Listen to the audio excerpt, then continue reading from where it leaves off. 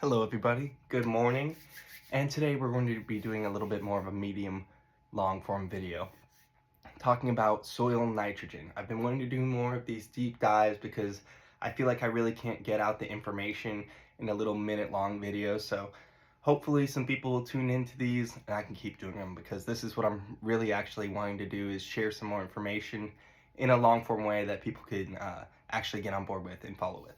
Alright, so soil nitrogen. This is a really basic introduction to a concept that will help you take care of all sorts of plants, indoor and outdoor, but specifically this is going to help you take care of your landscaping plants, your garden, anything that you're growing outside, all right? Because soil nitrogen is what makes the plants grow. It's what makes them turn green. It's what helps them do their whole thing. And without that key nutrient, the N in NPK, if you see it on a bag, N is nitrogen. Without that nitrogen, your plants won't be able to grow.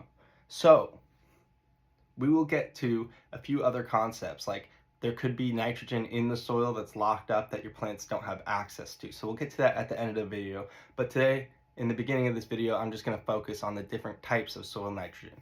All right, so you have different kinds of plants and they have different nitrogen needs. In the same way that maybe there's a type of vitamin D that's not going to be bioavailable to us.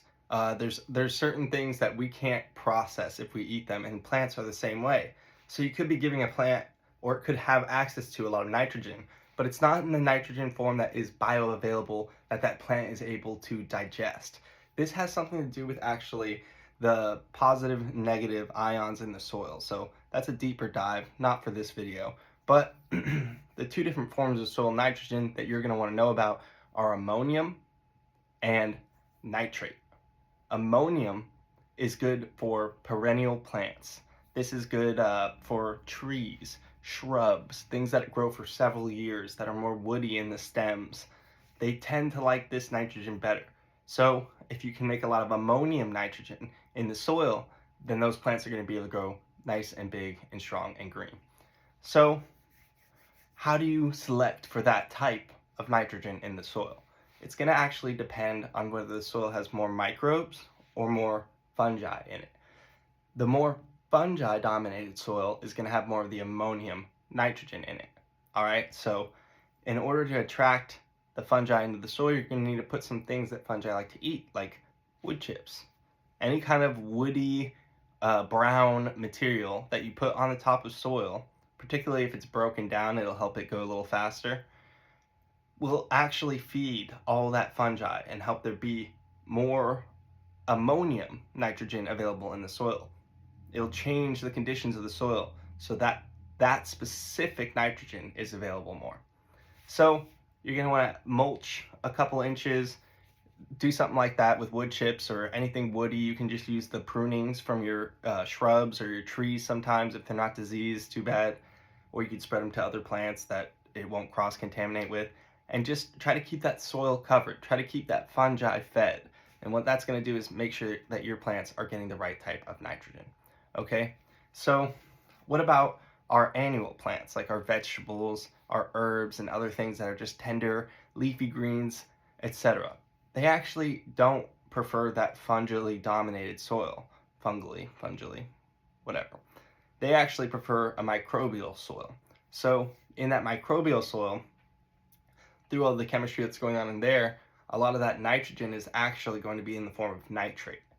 This nitrate nitrogen is really good for your leafy, green, annual plants, your vegetables. Most of the things that you're growing that aren't lasting for several years are going to benefit from having a microbial environment. So how do you, instead of doing wood chips, attract these microbes into the soil? So the microbes are actually going to be feeding on any kind of like green, like leafy kind of material. They'll feed on vegetation, etc. And instead of that being on the surface of the soil, the fungi is really able to get the wood chips on the surface because it's good at making these long connections and the filaments with the mycorrhizae and the, the hyphae, whatever, the mycelium, I should say. And the bacteria, they're so small, they're not really able to branch out the same way that the fungi do. So they actually benefit more from that material being worked into the soil a little bit. So if you have some leafy green material and you can just work it into the top of the soil. That's going to be the best way for you to feed the microbes in the soil. Doing this over time is going to change the fungi to microbe ratio, like the content parts per million of these things, and change the available nitrogen in the soil. So what does this mean? What should you be doing? Number one rule to remember is that if your soil is not covered by something, whether that's a growing plant, a mulch, anything, then it's not being productive. Because we have to remember, plants are like solar panels, and they don't take all of the sunlight that they consume and all of the sugars that they create and put them into the leaf. They put some of it out into the roots too. So not only are these plant roots helping to break up the soil underneath, but they're also feeding microbes and fungi beneath the soil in a symbiotic relationship with the plant. If the plant is healthy, that is. There could be a pathogenic relationship if the plant is sick. I digress. So, now, what was I talking about earlier? Nitrogen can be locked up in the soil. Whether it's in the form that you want it to be or not, it could still be locked up and your plant doesn't have access to it. Here's a few ways that you could free up that nitrogen in the soil. So the first thing that's common, like pretty much everywhere that you've got bare soil, is compaction. Unless you're like dealing with sand, then you've got compaction. Clay soils are all over where I'm at. And once you got machinery going over it, you got people walking on it, it sits out, the rain hits it, and the silt particles get on top. Those are the finest particles, and that's what makes things run off instead of going into the soil, right? So when that happens, the soil gets compacted, the roots aren't able to get down, and also the fungi and the microbes aren't able to get down into that deeper soil substrate. And that's not allowing them to get the nutrients that are just down below the surface. You could also have a situation where the soil is compacted in one area and just running off to the side. The water is just running off to the side. And that's going to mean that there's all sorts of stuff locked up in here that you don't have access to. So one of the most important things to make sure that your plants have access to the nutrients in the soil is that the soil is aerated, because plants' root zones are actually aerobic. Even though it might seem like it's suffocating down there in the soil, most of the healthy, beneficial soil organisms that we're looking for are aerobic. That means they breathe oxygen. They need there to be some air down there, but they can't really function. So here, you gotta fluff out that soil. You gotta make sure that your plants have access to that. After you do that, you gotta make sure that you're feeding the right thing to the topsoil, whether that be green material and fertilizers, or whether that be wood chips and maybe a different kind of fertilizer. You can look for ammonium, fertilizer for your perennial plants. You can look for nitrate fertilizer for your annual plants. So this is all talking about organic gardening. So if you want to use non-organic things, there's going to be a few things to consider. First of all, a lot of the times these are salt-based and they just run off very easily. So if you're like a farmer and you're fertilizing a whole field with these chemicals and then it rains, that can all just leach out into the water supply. And that's one of the things that causes these super blooms of these algae in the waterways that cause all sorts of problems for marine life because they're neurotoxic.